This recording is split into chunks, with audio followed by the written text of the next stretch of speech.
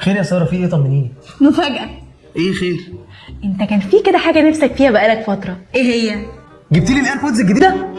كان نفسك في حاجة صغننة كده نلعب بيها. الصبارة الراقصة. ايه ده، جبتيها بجد يا بنت اللذينه؟ مش عارفة نفسك صبرت ايه بس. اتمنى ان الطفل ما ياخدش نسبة ذكائه. يا لهوي عليك يا يوسف. طب غمض عينك. اهو. فتح. ترى.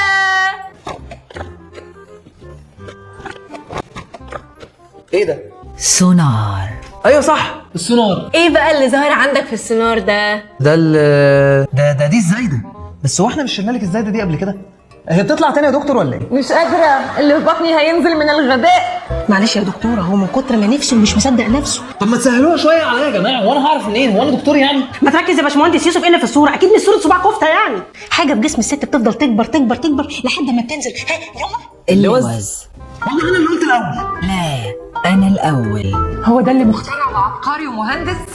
عاجبك كده؟ يا باشمهندس حامل حامل يا باشمهندس. طب ما انا عارف ان حضرتك حامل، الف مبروك. لا لا لا كده كتير، انا هجهز اوضه العمليات لازم اجهاض. بس اللي عايزه اقوله لك، حرام عليكي وظلم انك تجيبي طفل ويبقى ده ابوه.